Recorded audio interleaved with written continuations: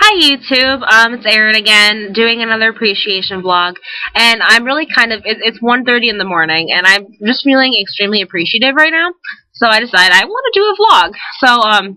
The person I kind of keep thinking to go back to whenever I make one of these, and I'm thinking, who else do I want to appreciate, or, oh my gosh, I really appreciate this person, I always go back to the same person, and that's my private lesson teacher for flute, Mrs. Chen. And Mrs. Chen, to give some background information, um, I started learning from her, taking lessons way back in like the 7th grade. We started playing instruments for band in school in the 5th grade, and I mean I was beyond terrible. I was not a good flute player. Like I could barely get any sound out. I'd make up notes. I didn't know the difference between notes. And I tried like cleaning my flute with a wet rag and leaving the wet rag in the case. Like I was a really terrible flute player. And I started taking lessons, and I think that's just like something that my parents decided was something you do when you're learning an instrument. You take lessons. And she was the first suggested teacher, partially because she was so close. But I started learning from her, and I have kind of tendencies of being very forgetful and leaving out the big details and things like that. So I would often go to lessons, and they were pretty much always after school. Like someone would pick me up and take me, and I would do things like forget my music or forget my flute sometimes, or I wouldn't practice. And Mrs. Chen would, like, oh, okay, Erin, well, what are you doing? And she let me borrow her flute, or we'd pull out some music, or I'd play band music, which was kind of a joke. But she was kind of understanding of me when I was younger, and then when I started getting older, she started having more expectations. I couldn't just show up not having practiced, and she started having me do like the Hall of Fame scales and having to memorize things, and it got tougher, and I started to have doubts. I hated going to lessons because it was like I can't do anything right. She nitpicks everything. And one day, I remember this so specifically. I had like not practiced my music, and it was just like a solo. It wasn't a huge deal.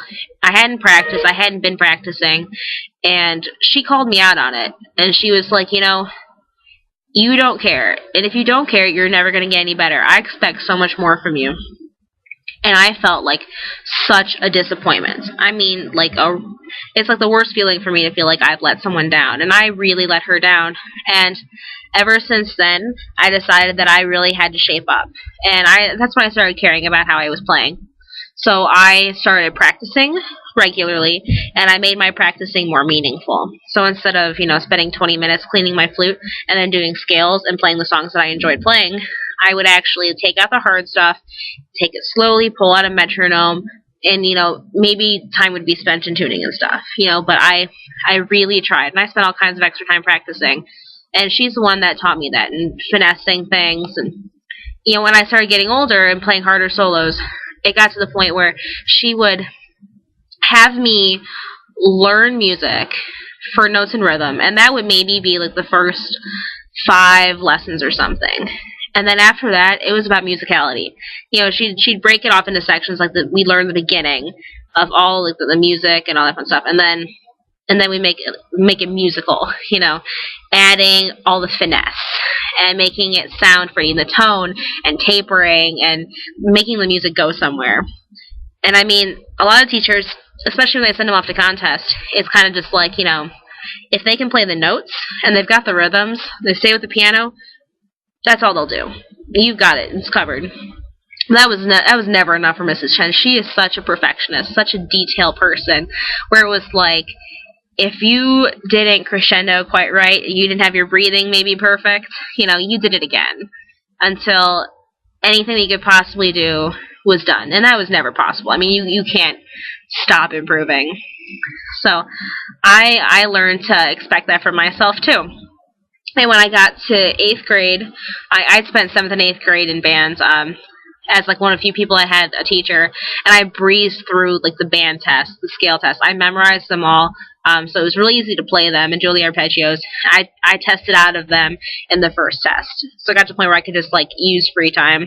And I was picked to do one of the solos in 8th grade, And because I was so good, my teacher encouraged me to try out for wind ensemble when I moved up to high school. It was like the top bands.